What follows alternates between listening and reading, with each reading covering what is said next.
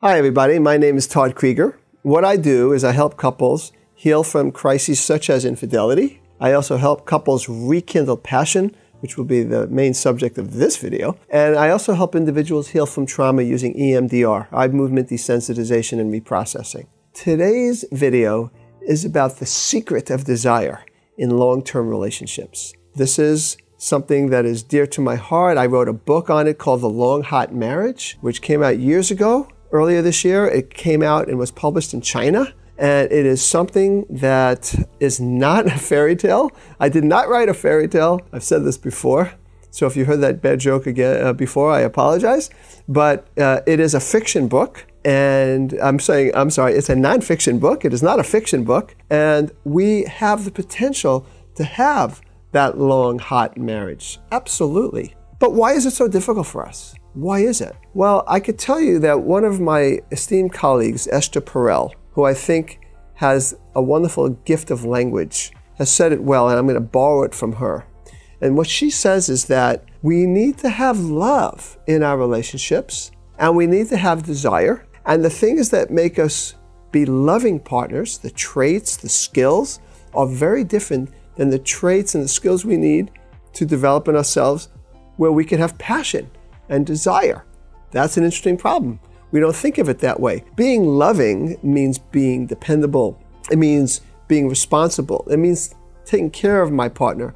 It means creating stability. We want security, right? We want all those things. It's very, very important to us. Just like a child needs security to be able to, go out and venture out, that a person who is in an adult relationship also needs security in order to have the adventure that I'll be talking about second.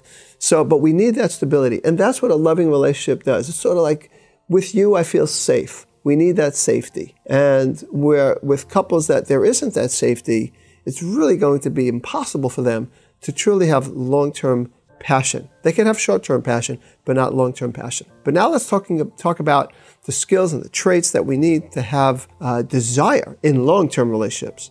In the beginning of relationships, desire comes quite naturally, as we know. But after a while, it oftentimes will fade out. That's a chemical thing, which I've talked about in other videos. We can have that long, hot marriage, but what we need to look at is we need to actually be more selfish. This is not what we call being loving, right? We got to think about ourselves. What do I want? What are my secret fantasies? How can I turn me on? I'm not waiting for my partner to turn me on. Sure, she needs to take care of herself and look decent and all that stuff and take showers and have good hygiene. But really, it's up to me to turn myself on in my long-term relationship. I don't have to do that work in short-term relationships because chemicals take over. But in long-term relationships, I need to do that. How do I do that? I ask myself, what do I want? What are my sexual fantasies? What do I want to share about me? Also, how can I encourage my partner to share more about her? In other words, it's the things that make us different. It's the things that give us a separation, in a sense, that we're not like this, being loving and nurturing and all those wonderful things that are important too. But this is where we create our difference. We look for our own uniqueness. That's really very, very important. I always say that the biggest aphrodisiacs in long-term relationships is when I can be more and more of who I am. Can I tell my partner about my secret desires? Can I tell my partner that there's a part of me that wishes I could have sex with another person? When I tell that to married couples, they go, oh, forget it. The problem with that is those parts exist in most of us. So if I am going to be turning myself on with my partner, I need to be able to bring it to her.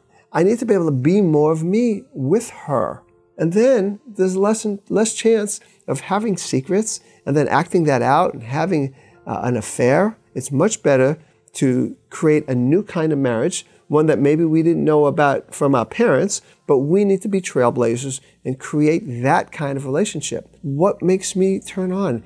Maybe I need to bring out my naughty self. Maybe I need to bring out my kinky self, or the self that likes to be dominated, or the part of me that wants to be dominating, or that I want to use sex for my spiritual, let's practice Tantra. What is it that we want? In other words, we have this stable, secure, safe part of our relationship, but we need to create adventure. We need to create a little discomfort or anxiety, healthy tension between us so that then we could come together as two unique people that have a space between us. We're not the same. That's what creates desire. So let's have the love. Let's have desire. We call that a dialectic. A dialectic is when you have two opposites that create tension, but they're both important and work together. So it's a dialectic of being loving, creating stability and security, but also creating desire or turning ourselves on with our partner by finding our own unique selfishness, our unique sexual needs, our own, and being interested, of course, in the other person. Selfish isn't self-absorbed. It's not. Of course you want to tune into your partner, but you want your partner to be more and more of who he or she is, just like we want you to be more and more of who you are. So I recommend that you click on the link below. Secrets to a Sexy Marriage gives you some more tips on how to have that sexy marriage. I would tell you, if you can apply the ideas that I'm talking about now and rethink where you're coming from, this will change the trajectory of your relationship, and you will have a much greater chance at having that long, hot marriage. This is Todd Creager, making the world safe for love.